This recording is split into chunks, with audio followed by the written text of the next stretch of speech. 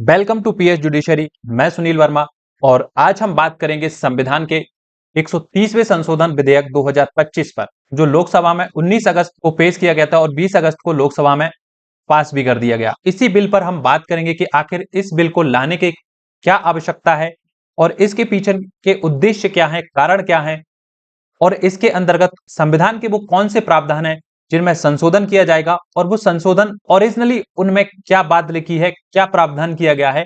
इस पूरी बात को इस वीडियो में समझेंगे और लास्ट में हम ये भी समझेंगे कि ये जो बिल है, यदि ये पास हो जाता है पार्लियामेंट के द्वारा, ये संविधान में कौन सा संशोधन करेगा। तो बने रहिएगा वीडियो में शुरू से लेकर अंत तक। तो चलिए इसे एक एक करके समझते हैं। सबसे पहले बात करते हैं इसके statement and object and reason के बारे में। इस वीडियो में जो भी स्क्रीनशॉट लगाए गए हैं वो ओरिजिनल बिल के ही स्क्रीनशॉट हैं, तो जो भी इंफॉर्मेशन होगी वो उसी के आधार पर होगी।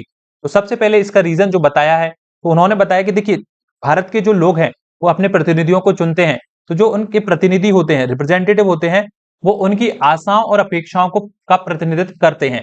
इसलिए ये आशा की जाती है कि प्रतिनिधियों को अपने पॉलिटिकल इंटरेस्ट से ऊपर उठकर पब्लिक इंटरेस्ट में लोगों के कल्याण के लिए काम करना चाहिए।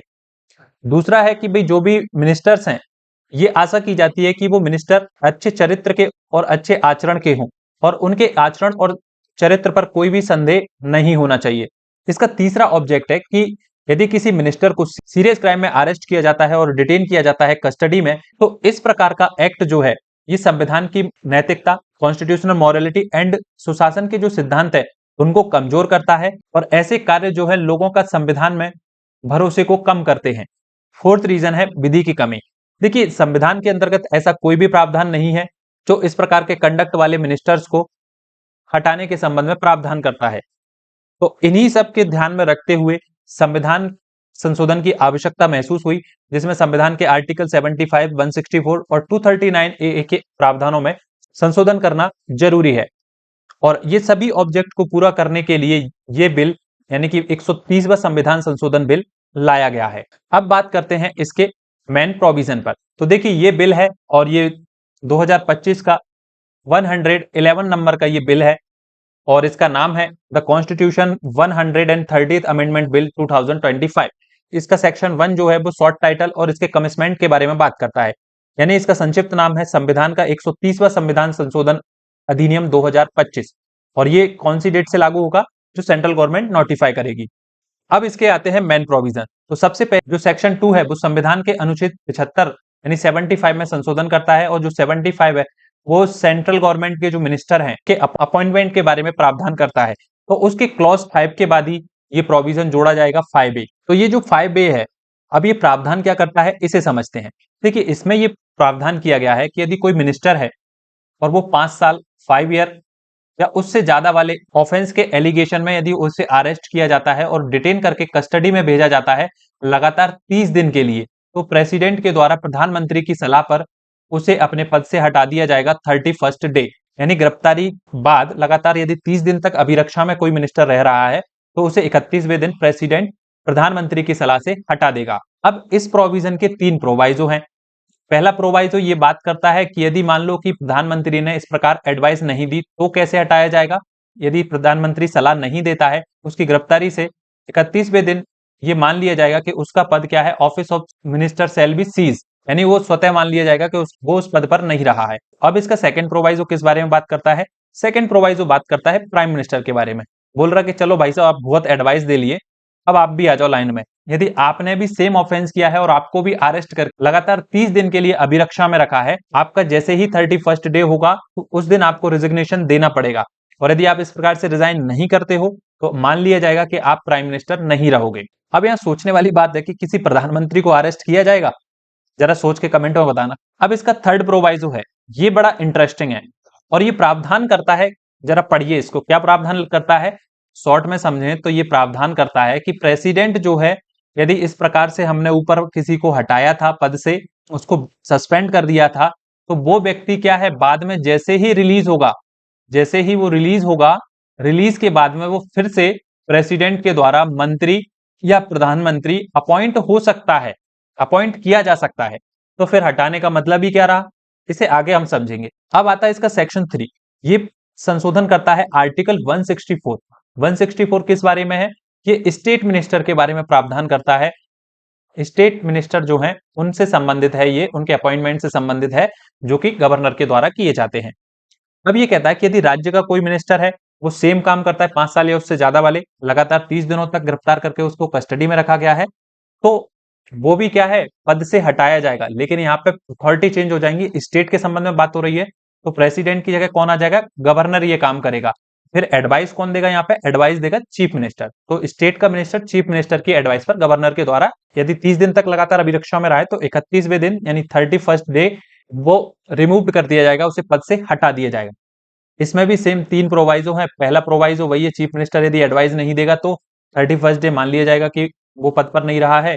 सेकंड प्रोवाइजो सेम है, सीएम यदि करता, सीएम को यदि इस प्रकार से अरेस्ट करके डिटेन करके कस्टडी में रखा गया है लगातार 30 दिनों तक, तो वो भी क्या है, अपना 31वें दिन रिजाइन करेगा। वो 31st डे क्या करेगा, रिजाइन कर देगा अपने ऑफिस से। यदि रिजाइन नहीं करता है तो उसके बाद ये मान लिया जाएगा 31st डे के बाद कि वो चीफ मिनिस्टर नहीं रहा है। ठीक है, सेम इसका थर्ड प्रोवाइजो है कि भाई इस प्रकार से यदि उसे कस्टडी से रिलीज कर दिया जाता है, तो उसके बाद वो फिर से मिनिस्टर या चीफ मिनिस्टर अपॉइंट हो सकता है। सेम एनोलॉजी है। सेक्शन 4 इसका आर्टिकल 239 ए के अंतर्गत संशोधन करता है। ये प्रावधान करता था दिल्ली एनसीटी, दिल्ली राष्ट्रीय राजधानी क्षेत्र जो है उसके संबंध में प्रावधान करता है। जो दिल्ली है हमारा वो क्या है, एक यूटी है, और यूटी में प्रशासन करता है कौन, प्रेसिडेंट। लेकिन दिल्ली कैसा यूटी है, वहां पे एक विधायिका है, यूटी विद लेजिस्लेटिव असेंबली है। तो सेम चीज है कि वहां पे चीफ मिनिस्टर होता है, तो चीफ मिनिस्टर की एडवाइस पर प्रेसिडेंट जो है दिल्ली के किसी भी मिनिस्टर को हटा सकता है यदि सेम कंडक्ट रहा है उसका। तो सेम फर्स्ट प्रोवाइजो है, यदि एडवाइस नहीं देता है सीएम तो मान लिया जाएगा 31st डे कि वो पद पर नहीं रहा है। सेकेंड प्रोवाइजो सेम चीज है, सेम स्टेट की तरह ही यहाँ पे है, बस यहाँ पे गवर्नर की जगह पे क्या हो गया है, प्रेसिडेंट।